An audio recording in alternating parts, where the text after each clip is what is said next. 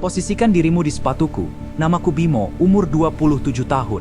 Kerjaanku, teknisi jaringan satelit. Kelihatannya keren kan? Tapi tunggu sampai kamu dikirim ke titik koordinat yang bahkan gak ada di Google Maps. Hari itu, bos ngasih SPK buat benerin tower relay di pedalaman hutan yang jaraknya 4 jam dari desa terdekat. Katanya sih cuma perbaikan rutin karena badai seminggu lalu. Aku nyetir mobil 4x4 perusahaan, menembus jalan tanah berlumpur yang diapit pohon-pohon raksasa.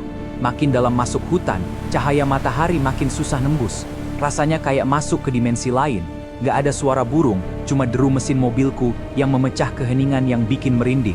Jujur aja, dari awal firasatku udah gak enak. Ada udara dingin yang aneh nempel di tengkuk. Tapi ya, demi cicilan dan perut yang harus diisi, aku tepis semua pikiran negatif itu. Siapa sangka, keputusan buat tetap gas ke lokasi itu bakal jadi penyesalan terbesar dalam hidupku. Sekitar jam 3 sore, aku akhirnya sampai di titik koordinat. Di depanku, menjulang tinggi tower baja karatan setinggi 50 meter, menembus kanopi hutan yang rapat. Suasananya mati, bener-bener mati. Kalian tahu kan, biasanya di hutan itu berisik sama suara serangga atau angin. Ini nggak ada sama sekali. Heningnya itu budek, bikin telinga pengang. Aku turun dari mobil, bawa tas perkakas seberat 15 kilo.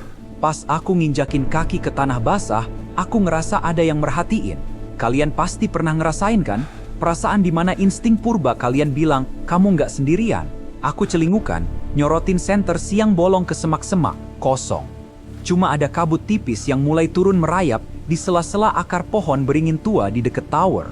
Aku narik napas panjang, nyiapin harness keselamatan, dan ngeyakinin diri sendiri kalau ini cuma parno doang. Fokus Bimo, kerja cepet, pulang cepet, batinku.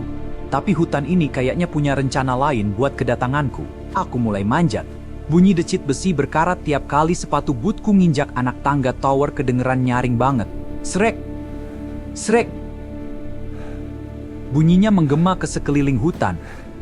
Baru nyampe di ketinggian 20 meter, angin tiba-tiba bertiup kencang banget, bikin tower ini goyang dikit. Tanganku nyengkeram erat banget sampai buku-buku jariku putih. Nah, pas aku ngelihat ke bawah buat ngecek mobil, disitulah mataku nangkep sesuatu yang aneh. Di balik rimbunnya pohon pakis raksasa, ada figur hitam tinggi besar, berdiri diam, nggak gerak sama sekali. Aku mikir, itu orang gila, pemburu, atau beruang? Aku coba neriakin, "Woi, siapa di sana?" Nggak ada jawaban. Figur itu malah perlahan mundur ke dalam bayangan pohon, sampai akhirnya hilang di telan gelapnya hutan. Jantungku udah deg-degan parah, keringat dingin mulai ngucur deres dari dahi. Pengen rasanya turun saat itu juga. Tapi kalau kerjaan nggak beres, aku bisa dipecat. Dengan sisa keberanian, aku paksa kakiku buat terus naik ke atas.